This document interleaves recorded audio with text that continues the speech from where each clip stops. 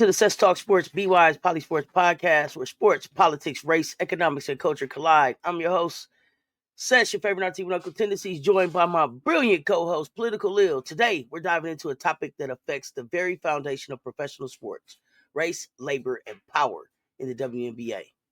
That's right. Here's a stat to set the tone. The WNBA is 70% African American. Yet these players, these phenomenal athletes, face significant disparities in pay, resources, and representation when it comes to the big decisions. The question is, why does this happen in a league built on their talent? Exactly. The WNBA gives us a lens to explore sports as a racialized labor market. It's not just about basketball, it's about how labor, race, and politics intersect to shape the experience of Black athletes. And with the upcoming collective bargaining agreement negotiations for the 2026 season on the horizon, the stakes couldn't be higher. Right. We're talking about a pivotal moment for the league, one that could redefine what fairness and equity means in women's sports.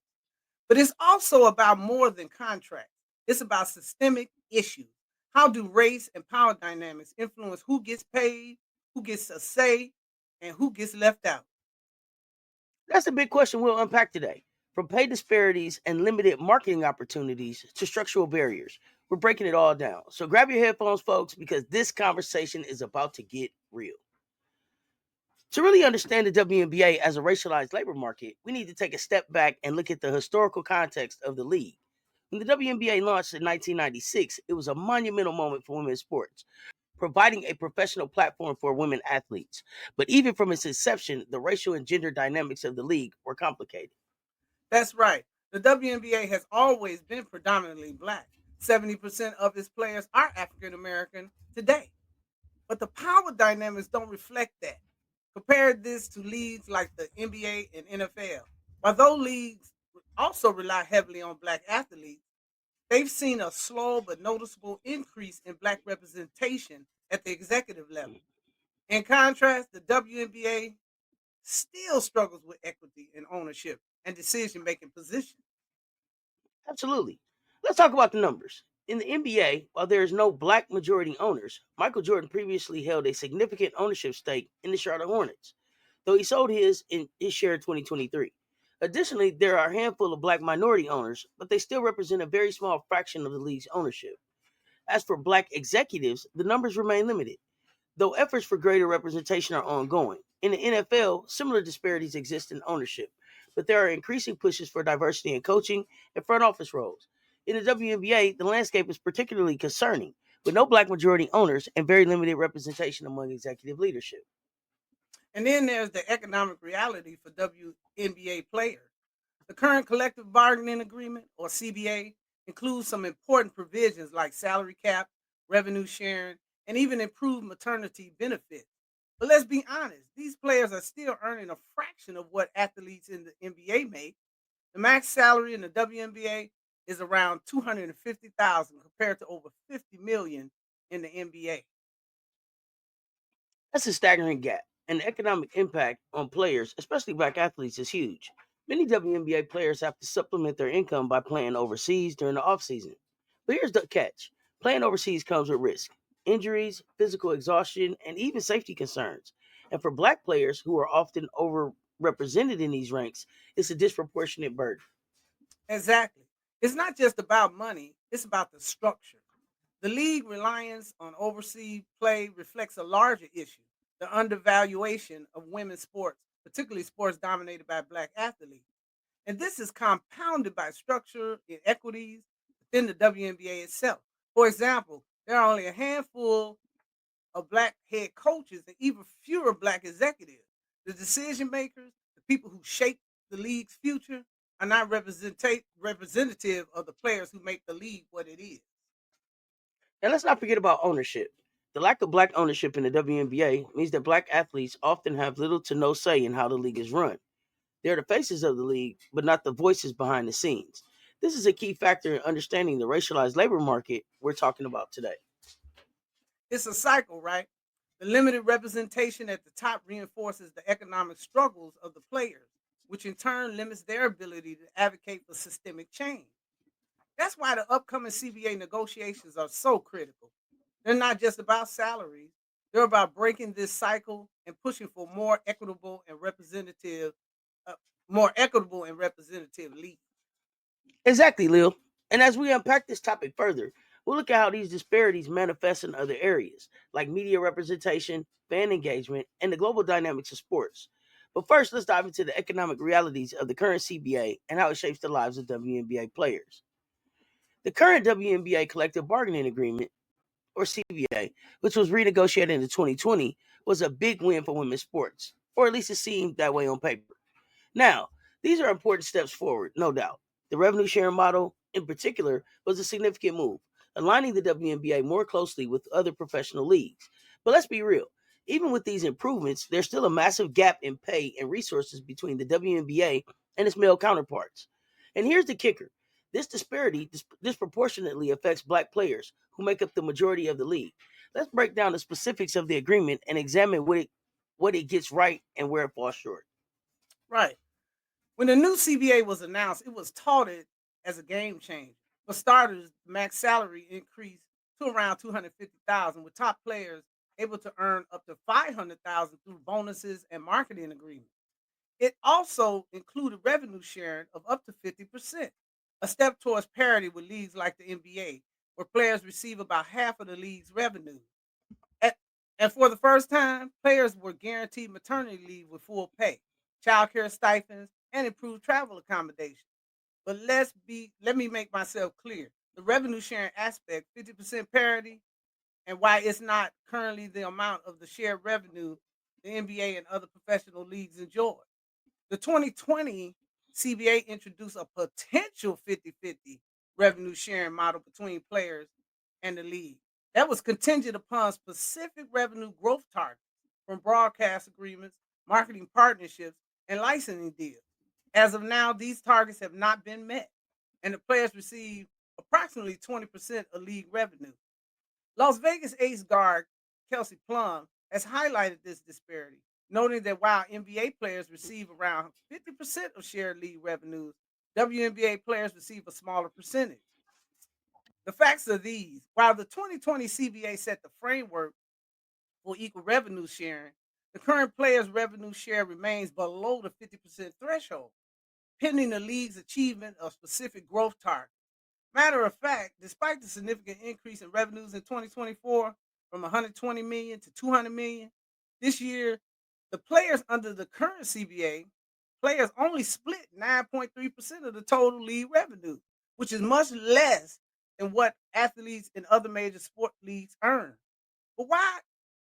And here's why this has happened. The 2020 WNBA collective bargaining agreement introduced a potential 50-50 revenue sharing model between the players in the league, but that was contingent upon achieving specific revenue growth. Now, these targets focused on increasing income from broadcasting agreements, marketing partnerships, and licensing deals. However, the exact figures or percentages defining growth targets have not been publicly disclosed. A critical flaw in this arrangement is the lack of transparency regarding the specific metrics required to trigger the 50-50 revenue split.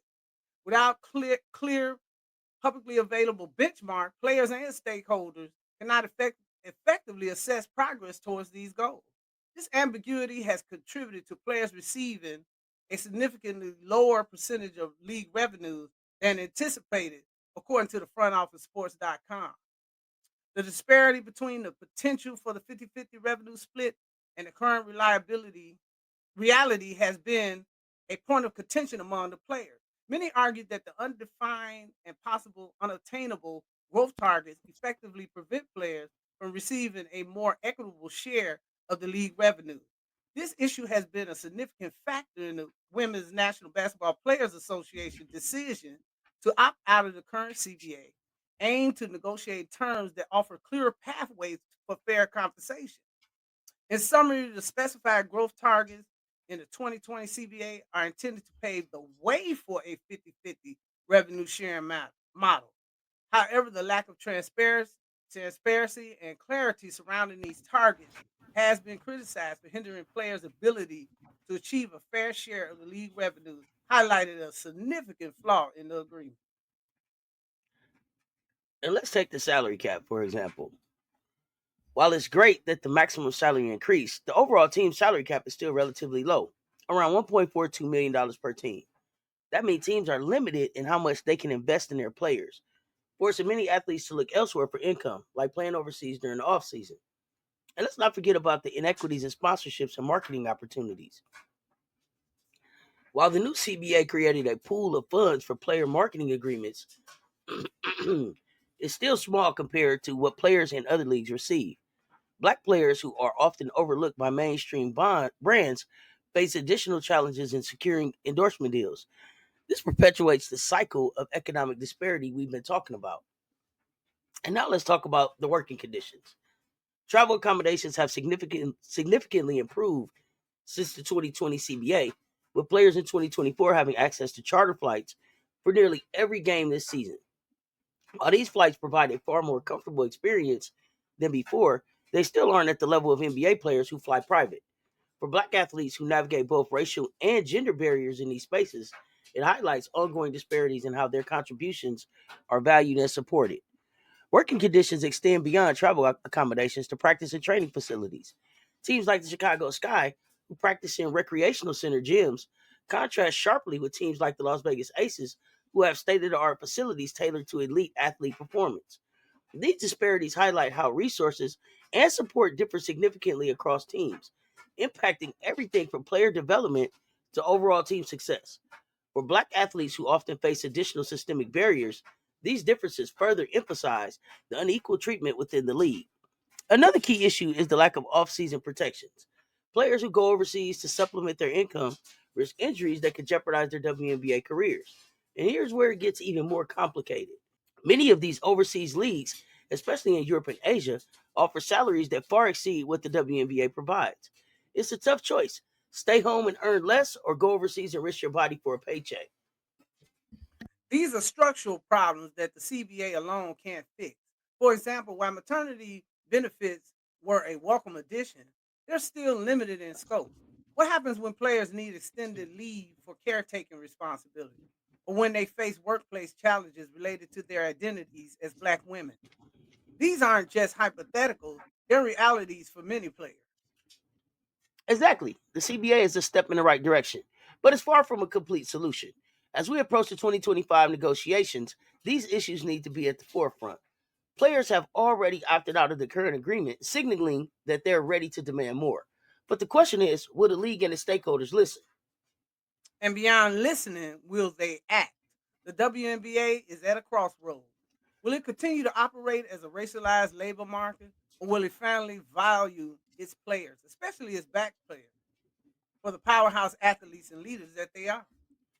That's the $1 million question. Coming up, we'll explore what needs to happen in the next CBA to address these disparities and create a truly equitable league. We'll also hear from some players and analysts who've been vocal about these issues.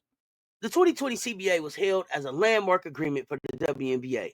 And while it brought progress, the disparities remain glaring, especially when you listen to the players themselves. Take what Neka Agumake, WNBPA president, said when the deal was announced. We bet on women and we bet on ourselves. But even as she celebrated the win, she admitted there was more work to be done to achieve true equity. Exactly. And when you look at the numbers, it's clear why that work is necessary. The maximum salary in the WNBA is 250,000, while the average NBA player earns 9.6 million annually. Sure, the revenue differences between the league are massive, but the percentages of revenue allocated to the players tell another story. NBA players receive about 50% of the league revenue, while WNBA players are still working towards their maximum share of 50% set out in the CBA. And let's not ignore endorsements. Only a handful of WNBA players secure major deals. Speaking of endorsements, Candace Parker once pointed out the double standard in sponsorships. She said, "We have to be great on the court, in the community, and on social media just to get a sliver of what's given to male athletes. For black athletes who already face limited visibility in the media, this hurdle is even higher. Despite being the backbone of the league, black players often struggle to translate their on court dominance into off court financial success." And that's where playing overseas comes into play. According to the WNBA, about half of the league players compete internationally during the offseason. Griner's recent detainment in Russia highlighted how dangerous this can be. But even before her case, players like Diana Taurasi and former players like Angela McCarthy spoke openly about the toll of balancing two seasons every year. Taurasi famously took a year off from the WNBA when her Russia team offered her $1.5 million contract. That's a stark contrast to her WNBA salary at the time. And it's not just the physical toll, it's also the emotional and cultural strain. A recent study by The Guardian revealed that black WNBA players are more likely to play overseas in countries with significant racial and social challenges. For example, players have reported instances of racism and xenophobia while competing abroad, adding another layer to their already complicated realities. And let's not forget about the structural inequities within the league itself. Only one of the 13 WNBA, no, three of the 13 WNBA teams are led by black coaches, despite players comprising the majority of the league. And at the executive level, it isn't much better. Black representation in team ownership or league leadership is nearly non existent. Aja Wilson has been vocal about this, saying it's hard to feel like you're truly represented when the people making the decisions don't look like you or understand your experiences.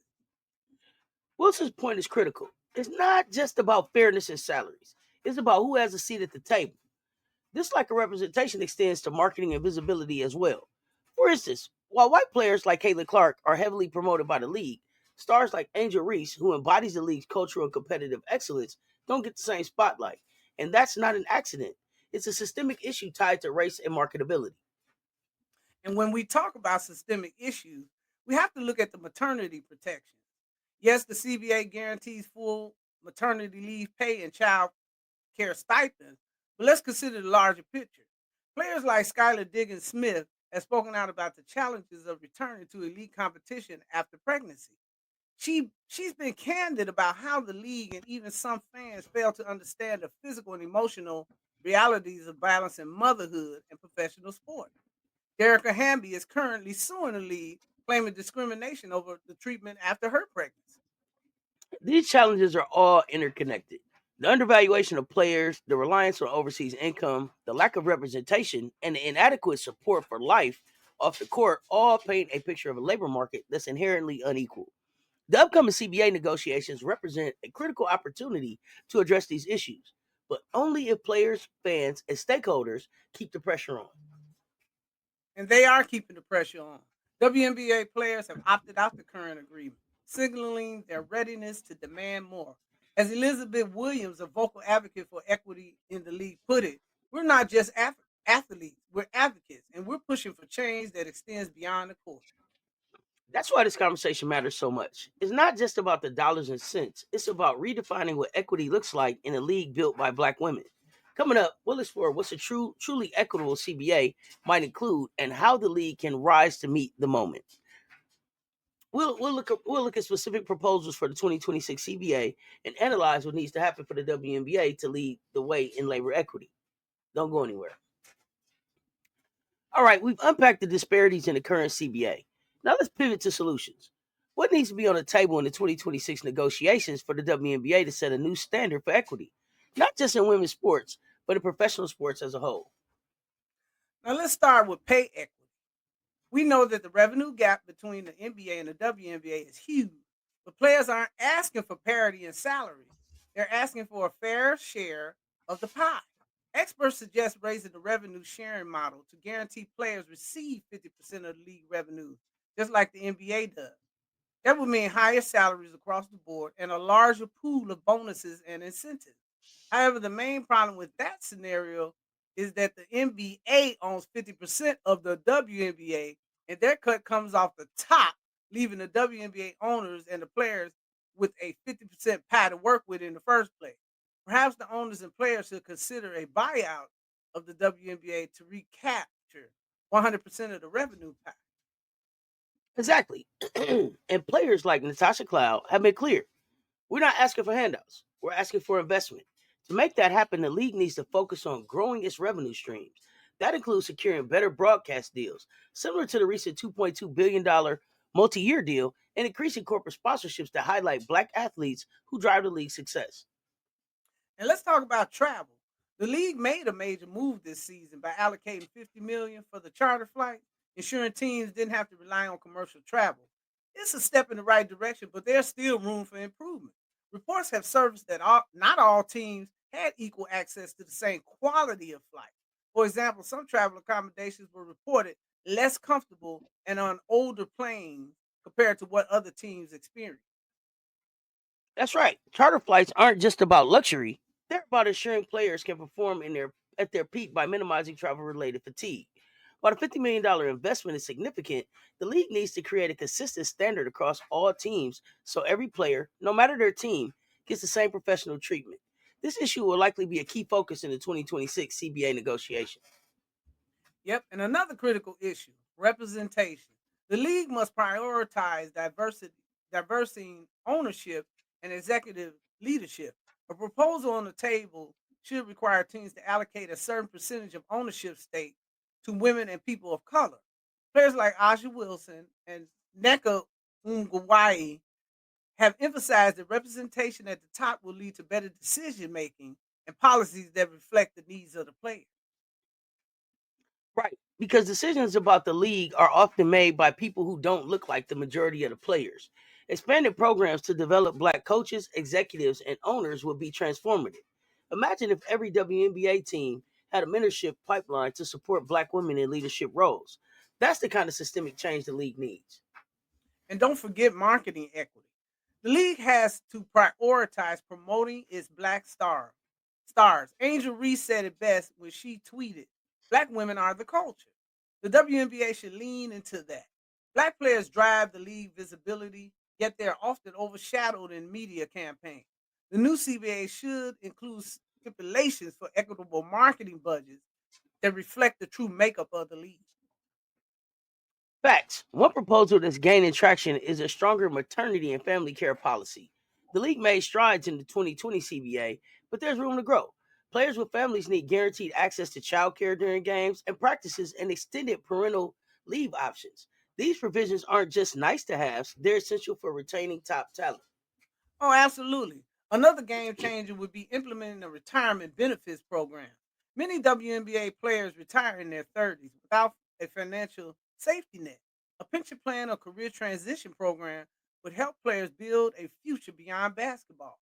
Former WNBA star Tamika Catchings once said, "Basketball ends, but life doesn't. The league needs to help players prepare for that transition." Let's also talk about the fans. The WNBA's growing audience wants to see its players treated fairly. Fans have been vocal on social media, pushing for changes like charter flights and better salaries.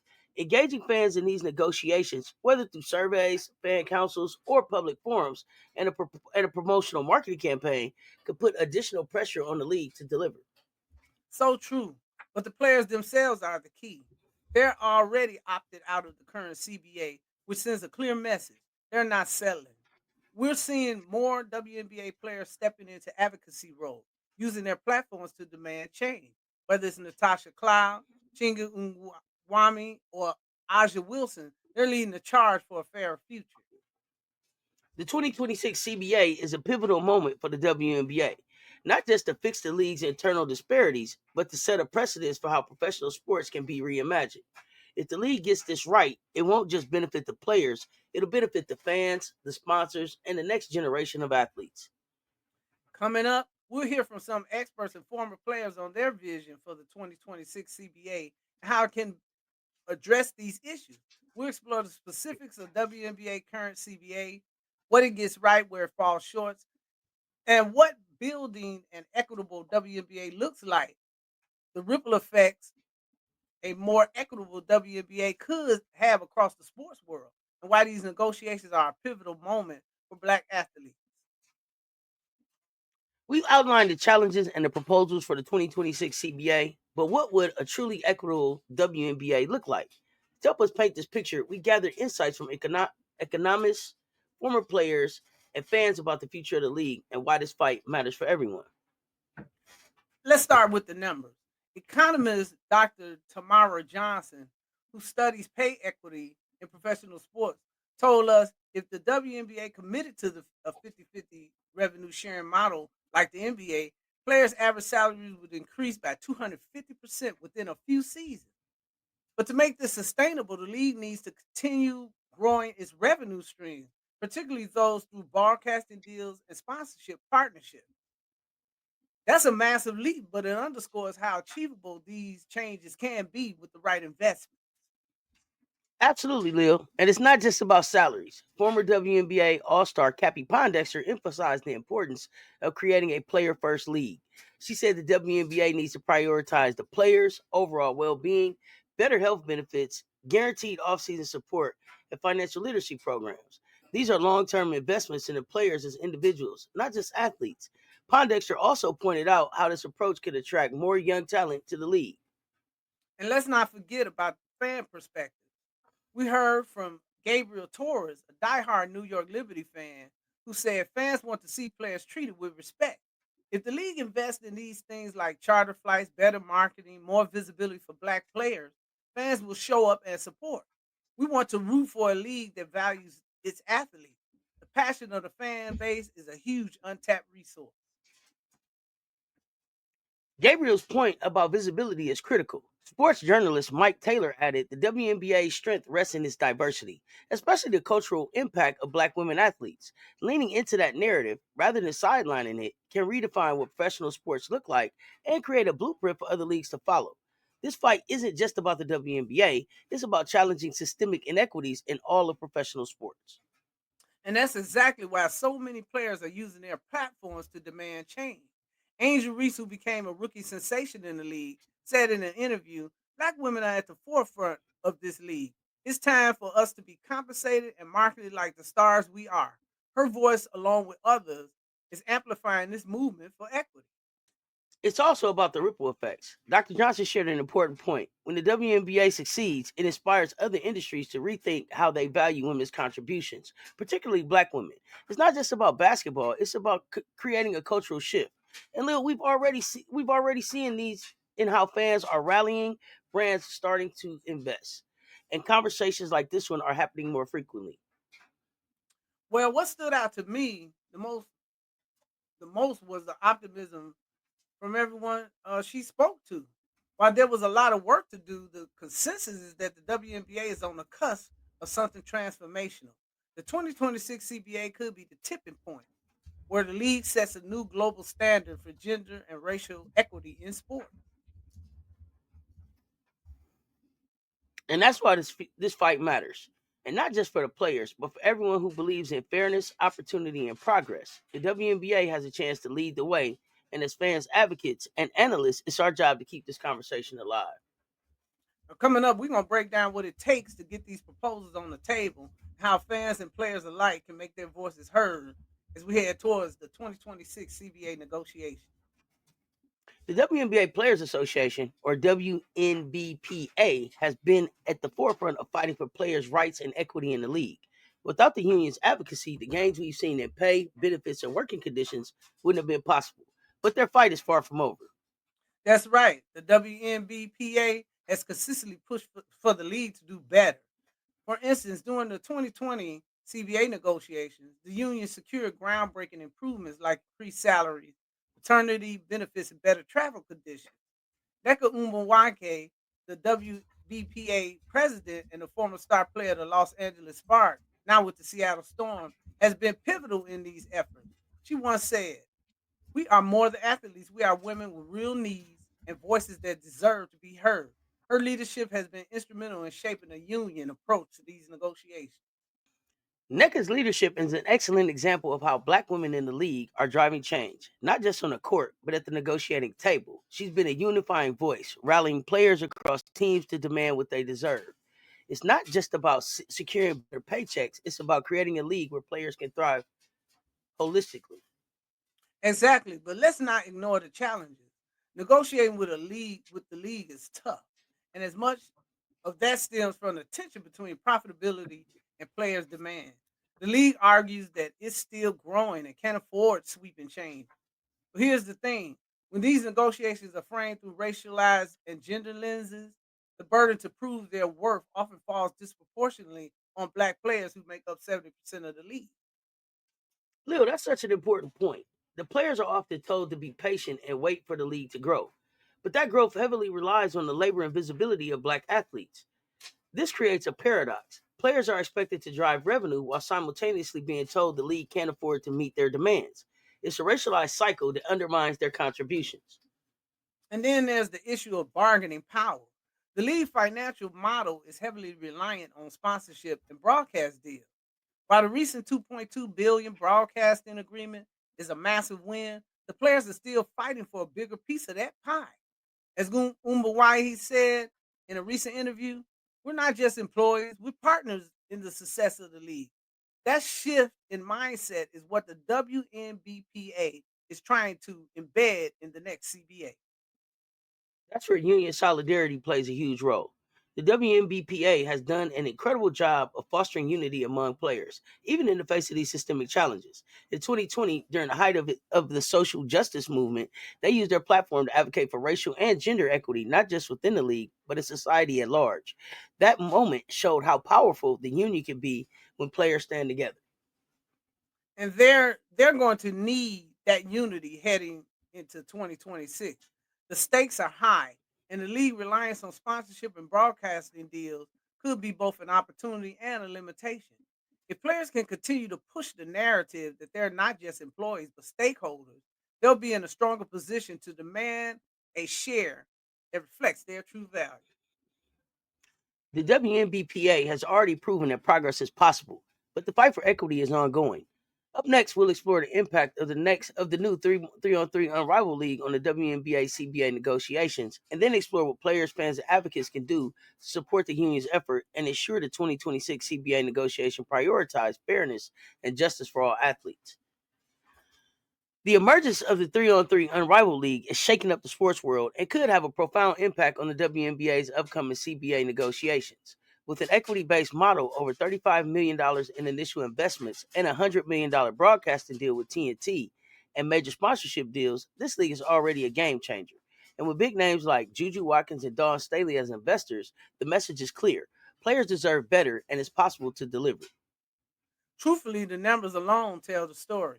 Unrival's ability to pay players significantly more than the WNBA while also providing luxury amenities like state of the art facilities, housing accommodations, a child care center, and other perks is setting a new standard.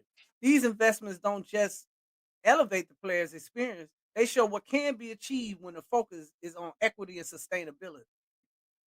Let's not forget the talent Unrivaled is attracting. They've already signed NIL deals with future stars like Flau'jae Johnson and Paige Beckers, who's predicted to be the number one pick in the 2025 WNBA draft. This signals a shift in how elite players view their options. Why settle for less when there's a league willing to invest in you as a whole person? Exactly. And the fact that Unrivaled has secured major sponsorship and $100 million TV deal before his first season even tips off is a direct challenge to the WNBA. It shows that with the right approach, women basketball is a lucrative product.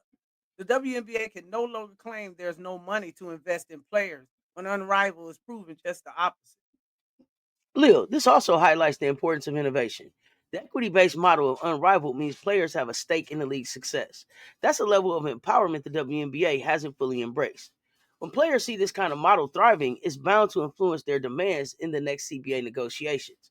They'll want to see a similar commitment from the WNBA, not just to higher salaries, but to better facilities, more robust benefits, and a true partnership model. And it's already impacting the conversation. Players are asking, if Unrivaled can do this, why can't the WNBA? The WNBPA will likely use Unrivaled as a benchmark, pushing the WNBA to match or exceed what's being offered. This includes things like luxury accommodations during the season, comprehensive child care, and meaningful ownership opportunity for the players. The challenge for the WNBA is clear. To retain its top talent and continue to grow, the league needs to prove it's willing to make bold investments. Players like Paige Beckers and Flau'jae Johnson represent the future, and if they see Unrivaled as their better option, the WNBA risks losing its brightest stars. And this isn't just about competition, it's about survival. The WNBA must show that it values its players, not just through words, but through action. That means committing to better pay, better resources, and a vision that aligns with what modern athletes expect. The league needs to evolve or it risks being left behind. Unrivaled has set the bar, and the WNBA has no choice but to step up. Coming up, we'll discuss how fans and players can leverage this moment to demand a better future for the league and what it means for the broader fight for equity in sports. As we look ahead to the 2026 CBA negotiations, the stakes are incredibly high for WNBA players.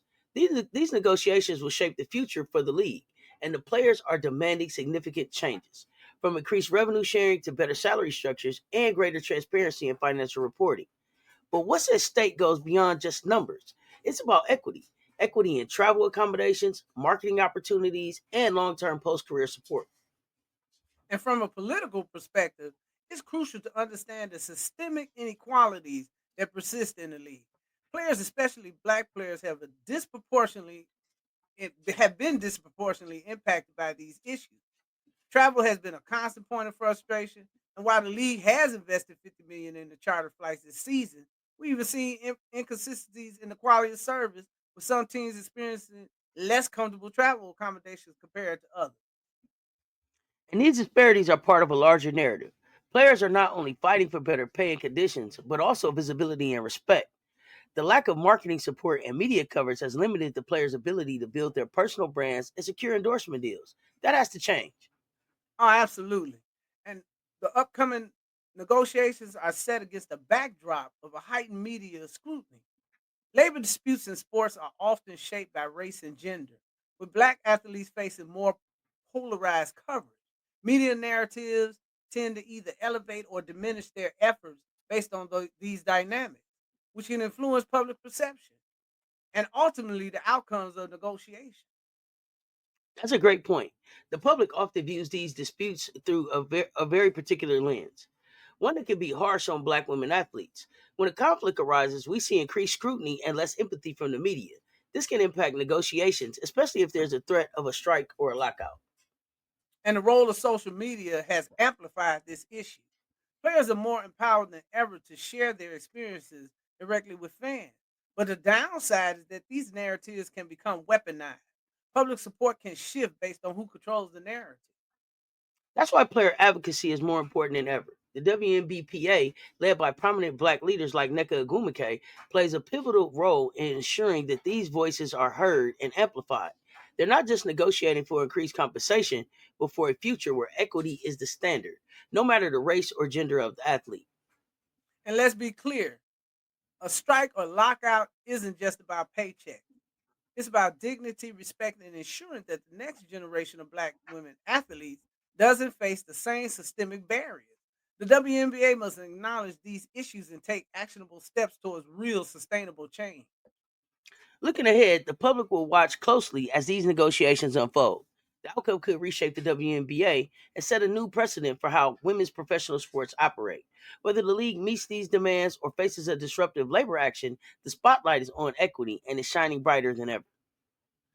And as fans, we have a role to play too. Supporting players, advocating for change, and holding the league accountable will be crucial in driving the conversation forward.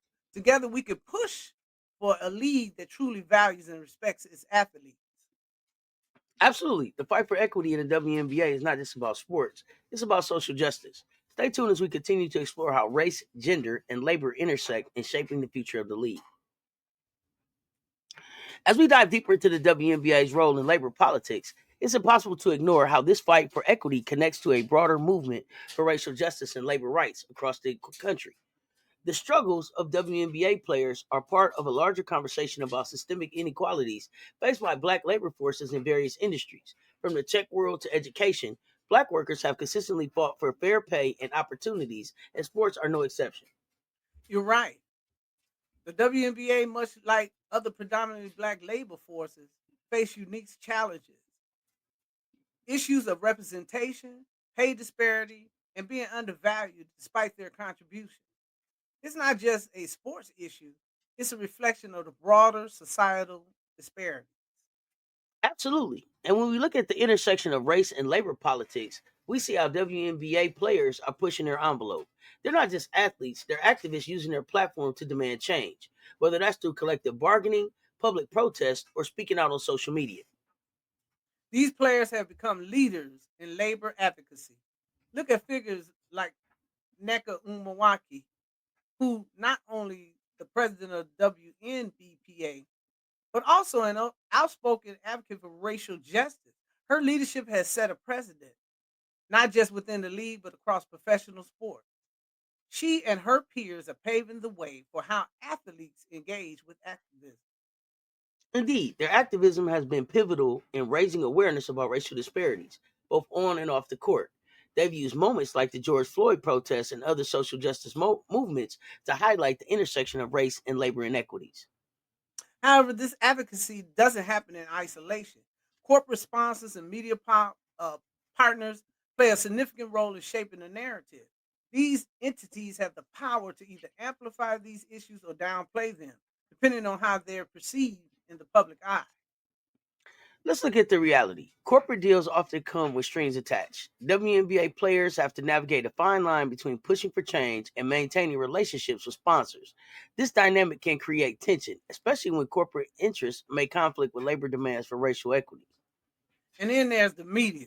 Their portrayal of WNBA players and their advocacy efforts can either elevate or undermine the movement. We've seen how selective coverage can influence public perception, often favoring sensationalism over substance. That's why it's crucial to hold both corporate partners and media outlets accountable. They have a responsibility to support players' efforts for racial justice, not just when it's convenient, but consistently and authentically. Ultimately, the WNBA is at the forefront of a broader struggle for equity in professional sport. Their fight is connected to wider social movements. And as fans and advocates, we have a role in pushing these conversations forward, ensuring that change is not only demanded but achieved. Absolutely. Whether it's through collective bargaining, social activism, or media representation, WNBA players are transforming the landscape of sports labor. And that's something we all should be paying close attention to. As we wrap up today's deep dive into the WNBA's journey toward labor equity, it's clear that the road ahead is pivotal, not just for players, but for anyone invested in social justice and the future of professional sports. Now more than ever, it's time for all of us to take action. You're right, Seth. The work isn't done when the episode ends. We have a responsibility to stay informed, engage, and support the players who are leading this fight for equity. One of the most important ways we can support is by following the upcoming CBA negotiations. These discussions will determine the future of the league and the quality of life for players, especially black athletes who have been disproportionately affected by systemic inequalities. And beyond following the negotiations, it's crucial that we build awareness. Share what you've learned today with friends, family, and colleagues. Education is power. Understanding how race, labor, and politics intersect in sports is the first step towards real change. We also want to hear from you. How do you see the impact of the WNBA CBA negotiations on black athletes and labor equity? What questions do you have about these issues? We're inviting you to send us your thoughts and join the conversation for a few future live broadcasts on the issue of sports labor. Your voice matters. By engaging in this dialogue, whether through social media, discussions, or even community events, we can push for greater visibility and action on these important issues. Together, we can help amplify the efforts of WNBA players and ensure that their advocacy translates into real, lasting change. Whether you're a fan, a player, or simply an ally, your support makes a difference. So let's stay connected, informed, and engaged. The fight for labor equity in the WNBA and beyond require all of us to stand together. As we wrap up this powerful discussion on the WNBA and its role as a racialized labor market, it's important to remember that sports are more than just entertainment. They reflect and magnify the societal issues we face every day.